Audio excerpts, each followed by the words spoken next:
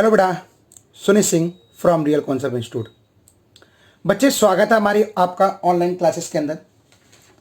बच्चे आज आपको एक्सप्लेन करने जा रहा हूं, बहुत इंपॉर्टेंट टॉपिक है, चैप्टर 9 और चैप्टर 7 ट्राइंगल्स।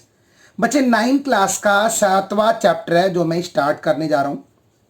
बच्चे आज मैं इसके बारे में आपको एक्सप्लेन करूंगा। बेटा एक्चुअल में चैप्टर नंबर 7 की बात कर रहा हूं। बच्चे चैप्टर नंबर 7 है क्या, ध्यान सुनो। ट्राइंगल्स की बात हो रही है, 9th क्लास एनसीईआरटी का है ये। बच्चे चैप्टर नंबर 7 के अंदर ट्राइंगल से रिलेटेड आपको कुछ बातें बताई जाएंगी। सबसे पहले मैं आपको बताता हूं यहां पे कॉन्ग्रेंट।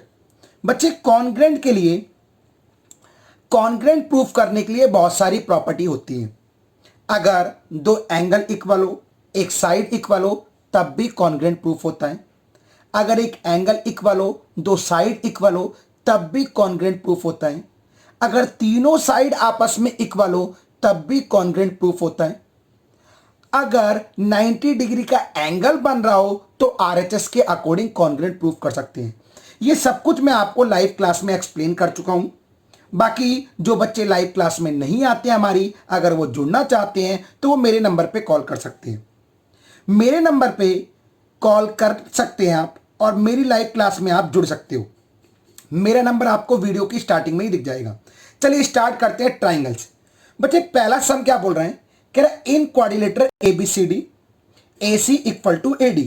कह रहे एक क्वाड्रिलेटर ABCD दिया है जहां पे AC की वैल्यू AD के इक्वल है एंड बाइसेक्ट एंगल A। अगर कोई लाइन किसी एंगल को बाइसेक्ट करती है तो ये दोनों एंगल आपस में इक्वल होते हैं, यानी एंगल DAB इक्वल होगा एंगल CAB के।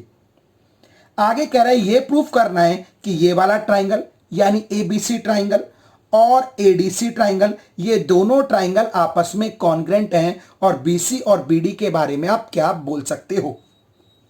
तो सबसे पहले मैं ये दोनों ट्राइंगल ले रहा हूं और इन दोनों ट्राइंगल में वही प्रॉपर्टी अप्लाई करूंगा जो मैंने जस्ट आपको बताई।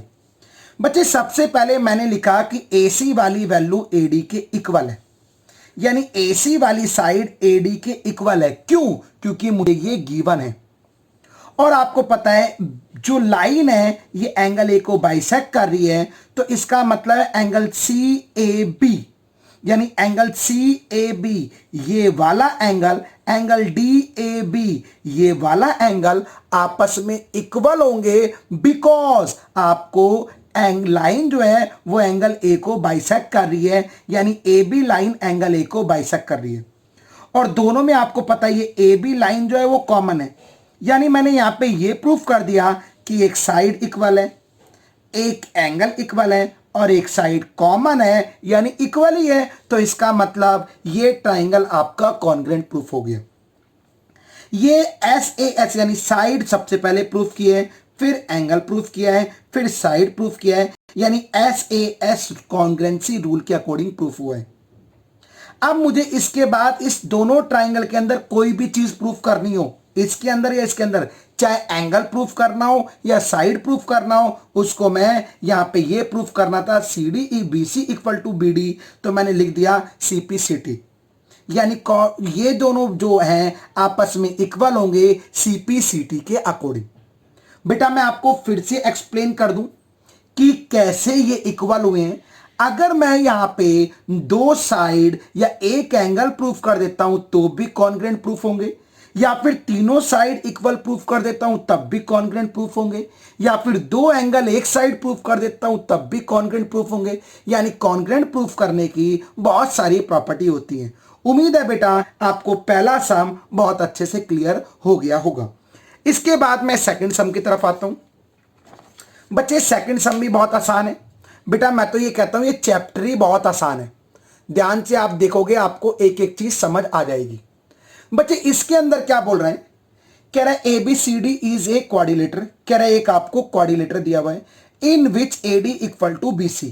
कह रहा है जो AD है वो BC के बराबर है, मैंने टिक मार रखा है, and angle DAB equal to angle CBA, यानी ये पूरा एंगल जो है इस पूरे एंगल के इक्वल है। मैंने यहां पे भी ब्लैक पेन से हेडलाइट किया हुआ है। कह रहा प्रूव दैट, पहला प्रूफ करना है एंगल ABD। अब मैं एक बार ब्लैक मार्कर से लिख देता हूं ट्राइंगल एबीडी कौन सा है। ट्राइंगल एबीडी ये आ रहा है, ये पूरा का पूरा जो मैंने ब्लैक से, यानी इस ट्राइंगल की बात हो रही है पहले पार्ट में। दूसरे में हो रही है बीएसी, बीएसी यानी ये वाले ट्राइंगल की पार्ट हो रही है। मैंने जिसको अंडरलाइन किया है, इन दोनों ट्राइंगल की बात हो रही है। अब बेटा देखो, सबसे पहले मैंने ये दोनों ट्राइंगल लिए। मुझे यहां पे पता है इस ट्राइंगल के अंदर एडी इक्वल है बीसी के, इस ट्राइंगल के अकॉर्डिंग। पहली चीज मेरे को पता है ये गिवन है। अब बेटा ध्यान सुनो, अब इसके बाद देखो मैं ये वाले ट्राइंगल की बात कर रहा हूं और दूसरे केस में ये वाले ट्राइंगल की बात कर रहा हूं। जब मैं ये वाले ट्राइंगल की बात करूंगा तो ये पूरा एंगल आ रहा है, और जब मैं ये वाले ट्राइंगल की बात करूंगा तो ये वाला पूरा एंगल आ रहा है। यानी angle D A B equal होगा एंगल सी बी ए के। मैंने यहां पे उल्टा लिख दिया है, यानी यहां पे डी ए बी इक्वल होगा एंगल सी बी ए के। ये सी बी ए है। अब इसके बाद आपको पता है इस ट्राइंगल के अंदर, और एक तो ये वाले ट्राइंगल के अंदर और ये वाले ट्राइंगल के अंदर ए बी दोनों में कॉमन आ रही है, यानी इसके अंदर ए बी दोनों में कॉमन आ रही है। अब इसका मतलब ये दोनों ट्राइंगल आपके कॉन्ग्रुएंट प्रूफ हो गए। अब मैं यहां पे प्रॉपर्टी लिख सकता हूं। पहले मैंने प्रूफ किया साइड, फिर मैंने प्रूफ किया एंगल, फिर मैंने प्रूफ किया साइड, यानी एस रूल के अकॉर्डिंग। यानी मैंने यहां पे एस रूल के अकॉर्डिंग इन्हें प्रूफ कर दिया। अब इसके बाद मुझे प्रूफ करना है B D equal to A C. B D का है, बी डी आ रहा है ये, इस ट्राइंगल की बात हो रही है। ए सी आ रहा है ये, इस ट्राइंगल की बात हो रही है। यानी ये दोनों ट्राइंगल अगर कॉन्ग्रुएंट प्रूफ हो गए तो ये साइड सीपीसीटी के अकॉर्डिंग प्रूफ हो जाएगी। देन इसके बाद प्रूफ करना है angle A B D. Angle A B D, A B D का है ए बी डी, ये वाला एंगल की बात हो रही है। ये वाले ट्राइंगल के अंदर ये वाले एंगल की बात हो रही है। और एंगल बी ए सी, बी ए सी यानी ये वाले के अंदर इसकी बात हो रही है।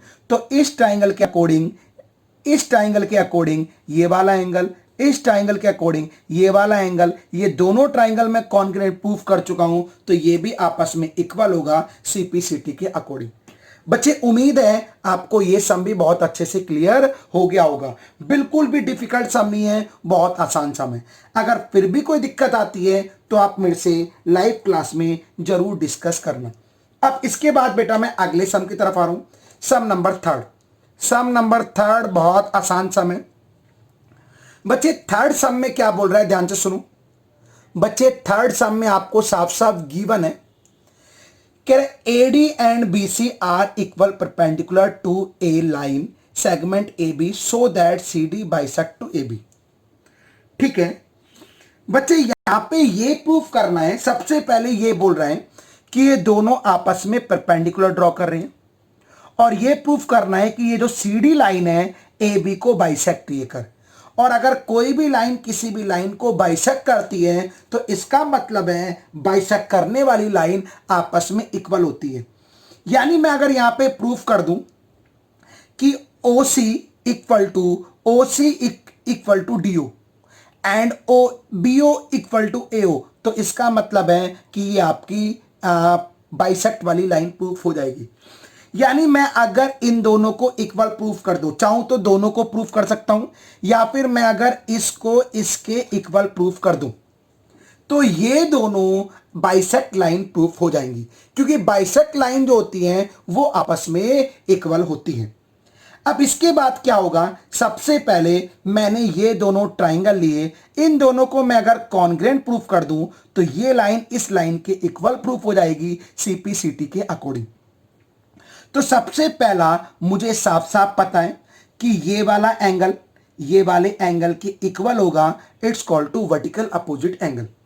अब इसके बाद सेकंड, ये वाला एंगल इस एंगल के इक्वल भी होगा because 90 degree angle, because 90 degree angle. अब इसके बाद आपको ये साइड इस साइड की इक्वल दी है, सामने दिखाई दे रहा होगा, गिवन है, तो इसका मतलब है मुझे पता लग गया यहां पे दो एंगल और एक साइड इक्वल हो गई, तो it's called to AS rule congruency, यानी ये दोनों ट्राइंगल आपस में कॉन्ग्रुएंट प्रूफ हो गए।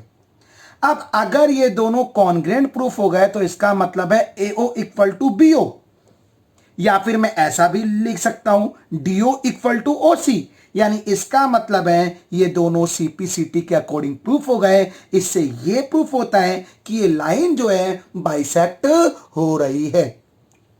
बेटा उम्मीद है आपको ये टॉपिक बहुत अच्छे से क्लियर हो गया होगा।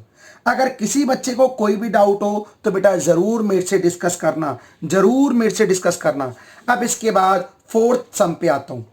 बच्चे फोर्थ सम आपको देखने में थोड़ा टफ लगेगा लेकिन है बहुत आसान सम। फोर्थ सम आपको देखने में टफ लगेगा, फिगर देखने में टफ लगेगी, बट फोर्थ से आसान सम कोई है नहीं। बच्चे फोर्थ सम में आपको कह रहे हैं पी और क्यू दो पैरेलल लाइन है और एल एम और एम दो पैरेलल लाइन है और यहां पे ये लाइन एसी बाइसेक्ट कर रही है। तो कह रहा है यहां पे ये प्रूफ करना है कि ये दोनों ट्राइंगल आपस में कॉन्ग्रुएंट है। तो कॉन्ग्रुएंट ट्राइंगल प्रूफ करने के लिए आपको वही कॉन्ग्रुएंसी वाली प्रॉपर्टी अप्लाई करनी होगी।